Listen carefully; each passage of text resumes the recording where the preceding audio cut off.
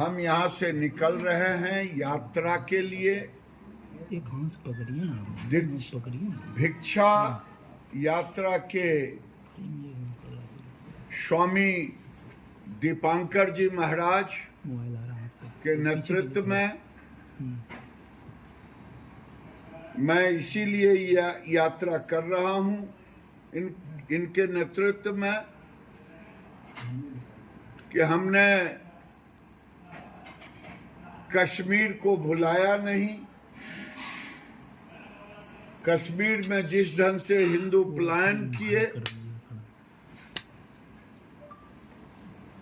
बांग्लादेश और पाकिस्तान की दुर्दशा हमने देखा है। हमारी बेटियां शादियों के मंडप से उठ गई।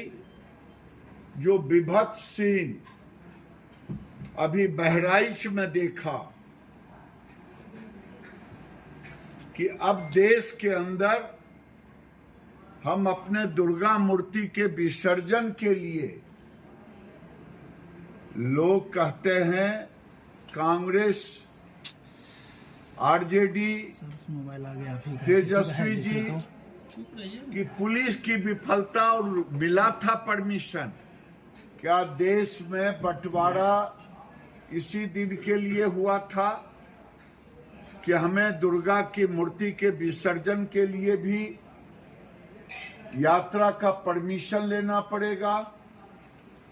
आज मुझे लग रहा है कि देश का माहौल वोट के ठेकेदारों ने ऐसा बना दिया है कि हिंदुओं को जातियों में विभक्त करके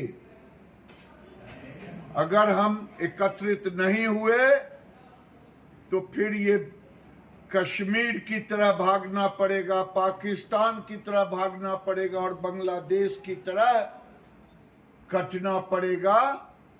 इसीलिए यात्रा है, बटोगे तो कटोगे। हम लोगों को, हिंदुओं को बताने के लिए, एकत्रित करने के लिए, जगाने के लिए यात्रा की शुरुआत हम आज चल रहे हैं।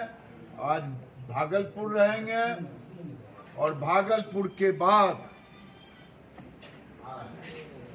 22 तारीख को किशनगंज में इसका बेगूसराय से चलेंगे भागलपुर, भागलपुर से कटिहार, नवगछिया होते हुए कटिहार, कटिहार से पूर्णिया, पूर्णिया से अररिया, अररिया से किशनगंज। मैं सबसे कहना चाहता हूं, कई लोग रास्ते में छाती पीट रहे हैं, वोट के सौदागर। उन छाती पीटने वालों से कहता हूं, हिंदू ने आज तक कभी न दंगा कराया है, न उसके जुबान से कोई किसी के प्रति घृणा वाली शब्द हुई। हम अपने को बचाने के लिए निकल रहे हैं, अपने अस्तित्व के लिए निकल रहे हैं। अगर अस्तित्व ही नहीं रहा तो इस देश का लोकतंत्र भी खत्म हो जाएगा। राहुल गांधी कहते हैं लोकतंत्र का अधिकार छीन लिया गया है लोगों से। आज बिना राज्य का दर्जा मिले वहाँ सरकार गठन अधूरा है।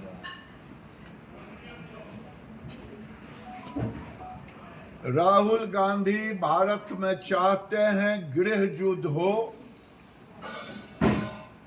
और इसीलिए वो हल्की बात करते हैं, कानून को वो नहीं मानते हैं।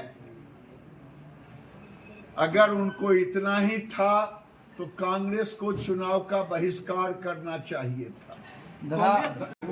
मैं कहता हूं, ये वही लोग कहते हैं जो भारत को भारत माता नहीं मानते हैं, उनको भारत पर भरोसा नहीं है।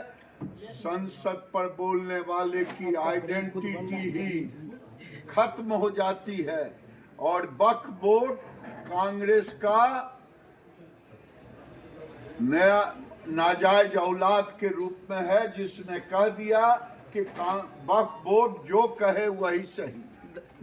ये कांग्रेस ने ये स्थिति पैदा की देश में कहीं कोई ऐसा संस्था नहीं जो खुद कब्जा करे और खुद न्याय दे।